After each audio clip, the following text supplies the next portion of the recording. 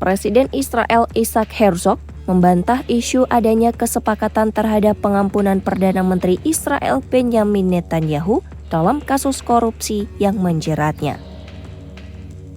Sebuah laporan televisi Israel memicu polemik setelah Channel 12 mengungkap dugaan isi opini hukum rahasia setebal 17 halaman yang dikatakan disusun pada 2019 untuk Isaac Herzog yang saat itu masih menjabat Kepala Badan Yahudi dan calon presiden.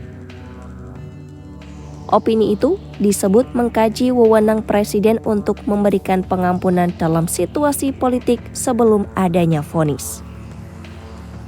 Laporan ini muncul hanya beberapa hari setelah Benjamin Netanyahu secara resmi meminta pengampunan kepada Herzog di tengah persidangan kasus korupsi yang masih berjalan.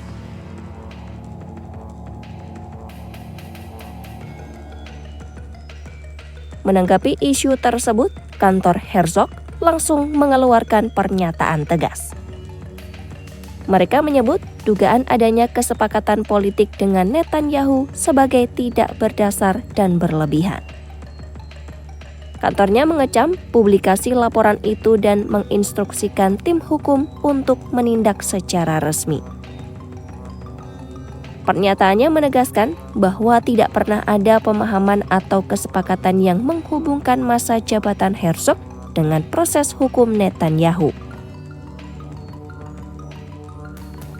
Channel 12 mengutip dugaan isi opini hukum yang disebut disusun oleh pengacara senior Eyal Rozovsky.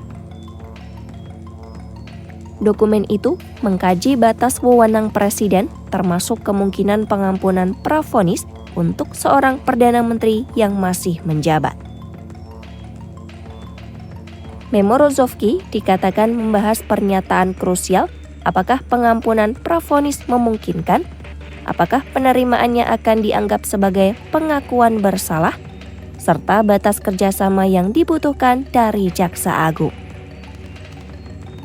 Dokumen itu juga menyebut bahwa keputusan terakhir terkait pengampunan politik dalam konteks ini pada akhirnya ada di tangan Mahkamah Agung. Laporan menyinggung Presiden Bush 300, yaitu ketika Chaim Herzog, ayah presiden saat ini, memberikan pengampunan kepada pejabat Shin Bet sebelum mereka dijatuhi vonis.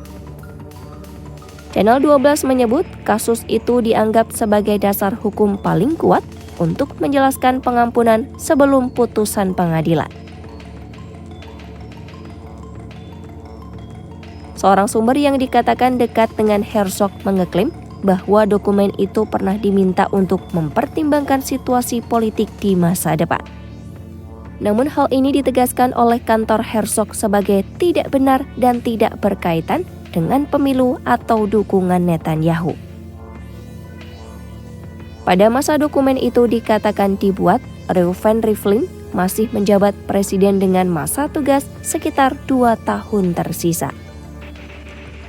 Herzog sendiri baru terpilih pada 2021 melalui pemungutan suara terbuka di Knesset dengan dukungan mayoritas anggota parlemen. Kantor Herzog berkata bahwa opini hukum 2019 itu sebenarnya diminta oleh mantan manajer kampanyenya Moti Sander atau nama pribadi. Sander dikabarkan sudah tidak bekerja untuk Herzog saat ini resmi mendaftar diri sebagai calon presiden.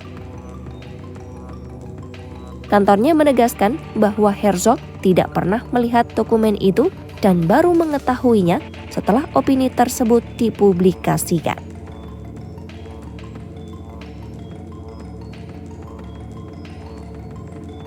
Kantor Herzog kemudian menegaskan kembali bahwa permohonan pengampunan Netanyahu akan diproses sesuai mekanisme resmi di Kementerian Kehakiman.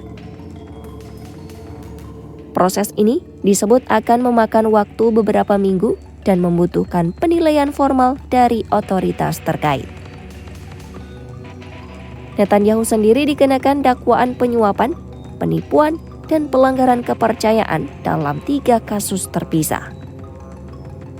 Ia membantah semua dakwaan dan menyebutnya sebagai bagian dari upaya menjegalnya secara politik. Netanyahu didakwa pada 2019 dan mulai disidang pada 2020 setelah proses penyelidikan yang panjang. Para analis menilai persidangan ini masih bisa berlangsung selama beberapa tahun ke depan.